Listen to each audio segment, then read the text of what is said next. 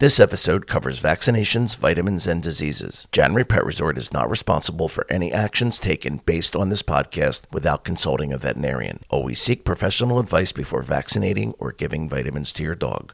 Enjoy the show. Welcome to Janry Pet Resort, where pet luxury has never been more affordable. Welcome back to the Janry Pet Resort podcast. Thank you for joining us. Dave, how are you doing today? I'm okay. How are you, Eileen? I am doing well. It has been a little while since we have gotten together, but we've been really busy, and that's a great thing, right? Yeah, it's been a very good thing. So today what I would like to talk about is canine cough. Canine cough has gotten a bad rap with the title when it comes to our industry. Most people call it kennel cough. We here don't call it kennel cough. We call it canine cough because it does affect dogs, but it does not just affect dogs that are in a kennel. That's the stigma. The stigma is your dog went to a daycare, it went to boarding, and they're starting to cough. They have kennel cough. They have an upper respiratory infection, or it could be a myriad of other upper respiratory infections. Now, when it comes to canine cough, it is typically caused by the Bordetella virus. Whenever we have people come in, one of the vaccinations we do require here is the Bordetella vaccination. So your dogs would get that either every 6 months or every year. So that's a particular virus, the Bordetella virus. That virus can live on dry surfaces, 3 to 5 days.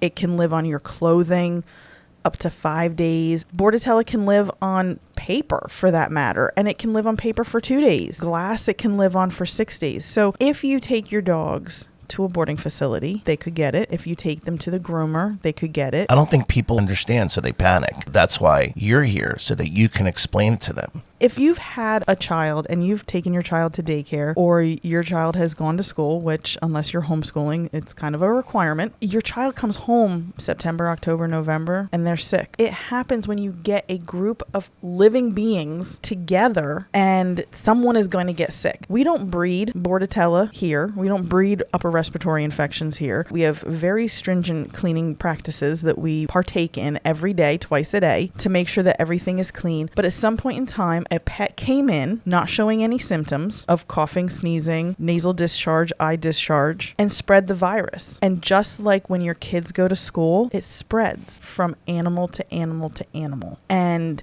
your pup's going to get sick if they have an immune system that will allow that virus to take effect. They'll take their dog to the vet, and the vet is going to put them on antibiotics. And we don't take antibiotics for colds, Do right? antibiotics work for viruses? No. They As a don't. matter of fact, for viruses, remember, sweat it out. Sweat it out, exactly. But the vet is going to put them on an antibiotic because you've taken your animal in there and you've said, my animal is sick and you need to do something about it. Because we have a different mindset with our animals than we do with our kids. Their kid is not coming back from school with a cold and you're immediately rushing your kid to the doctor. Right, you want to find out what they're sick with. Right. And so what do? You take their temperature. You take their temperature. You're going to give them some over-the-counter stuff to help because there's over-the-counter stuff out there. You're going to tell them to go sleep it off. That's what you're going to tell them. Yeah. Fluids and sleep. Fluids and sleep. Fluids and sleep. You're going to sleep it off. But when our animals get sick because they can't communicate with us, the first thing we do is take them to the vet. Now, I love our vets.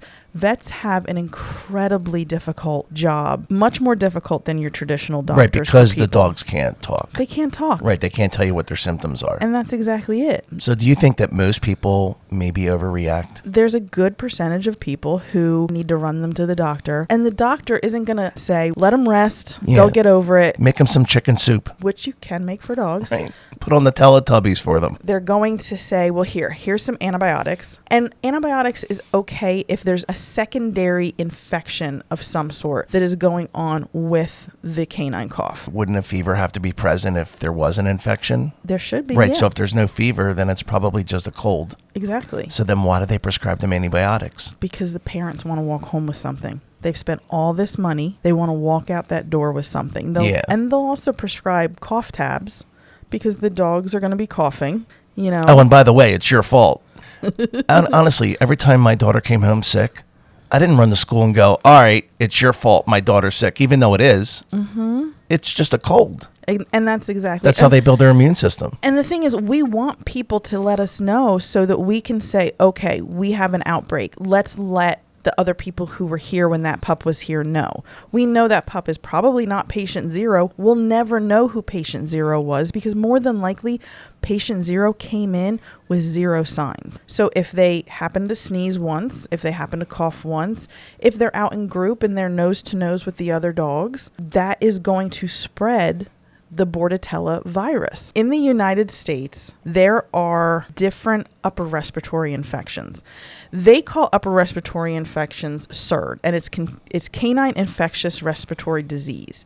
Now, canine respiratory infectious disease includes Bordetella, parainfluenza virus, the influenza virus, the adenovirus, the respiratory coronavirus. Now, I know everybody's mind went, it's got COVID. It's completely different. It has nothing to do with what we went through here 4 years ago. It is completely different, but it is a coronavirus. It also includes the canine herpes virus and canine distemper virus. There's many things that fall under the umbrella of canine infectious respiratory disease. There are some veterinarians out there, when a dog comes in with an upper respiratory infection, they want to do something that's called a PCR test. They swab the dog, they send it out. There's 3 different laboratories they send it to. If you've had any blood work done on your dog, you've probably seen IDEXX is one of them, Cornell University, and then you have Antech. Unless you send that PCR test out, the vet is just saying, well, your dog was at a boarding facility and now they have this upper respiratory infection. So your dog has kennel cough, or like what we like to say is canine cough. It's not true.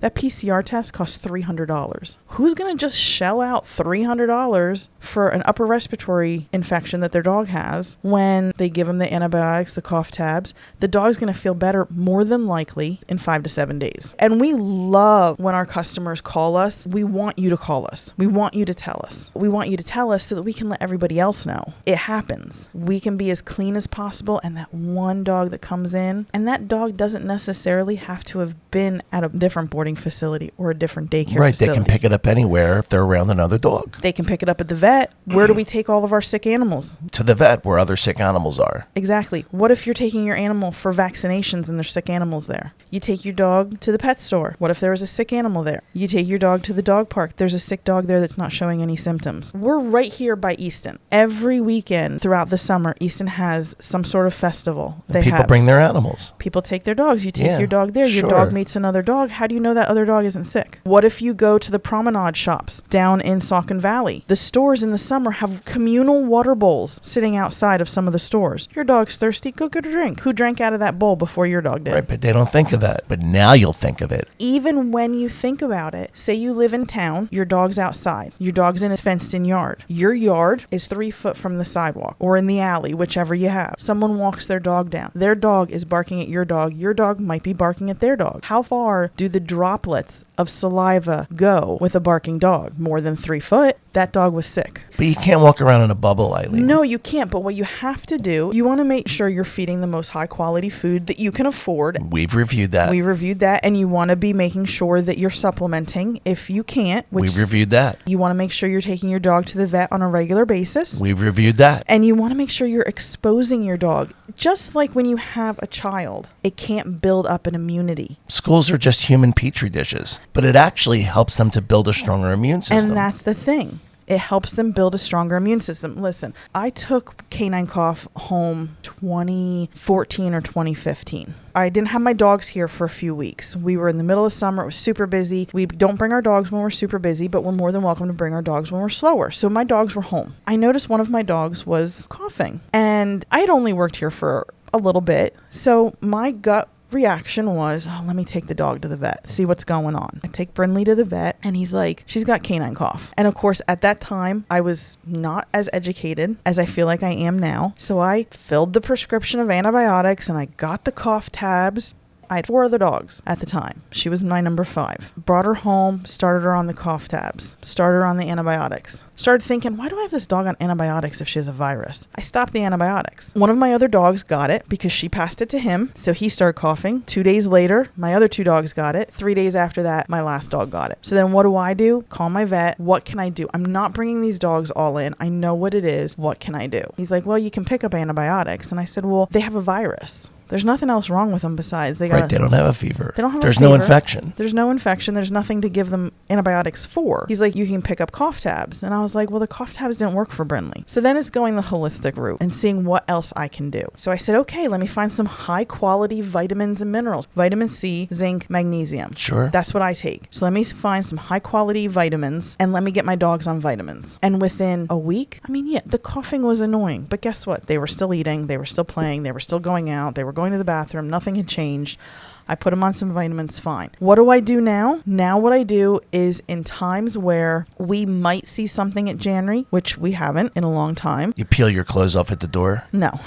I put my dogs on vitamins. I add vitamins and minerals to their food to make sure that they still have exactly what they need. So just in the case that they're exposed to something, their immune system has the ability to fight it off from the get-go. So what we're saying is don't live in a bubble and never bring your dog out of the house. Just make sure that you're updated with the right vaccinations, know what vaccinations you're putting in your dogs, know what type of influenzas are going around, and just like you are being responsible with your children, you be the same way with your dog. Exactly. And make sure that you're feeding your dog for optimum health so that their immune system can fight off whatever it is. And if your dog is getting reoccurrent upper respiratory infections, I would do a little more deep digging. Exactly. As to what's going on. Just like you would with your kids. If your dog gets an upper respiratory infection and they're getting it every couple months, or they're getting the symptoms every couple months and you're not doing PCR tests and you're not doing any more additional testing, I would start doing additional testing. But if you're a good dog parent, then you'll already know that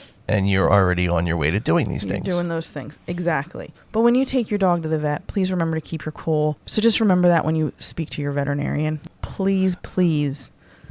Be kind. Be kind. Not just to your vet, but be kind to everyone. But be exceptionally sensitive to veterinarians. Make sure that you are doing your due diligence for your pet to keep their immune systems boosted. Be mindful of everything that your pet is being exposed to, anything that you're being exposed to that you could possibly bring home, and be kind, especially this time of year where Christmas is right around the corner. So anyway, we are going to wrap up today's episode. Thank you so much for listening to us. We hope you have a wonderful rest of your day, and if we don't see you before Christmas, Merry Christmas.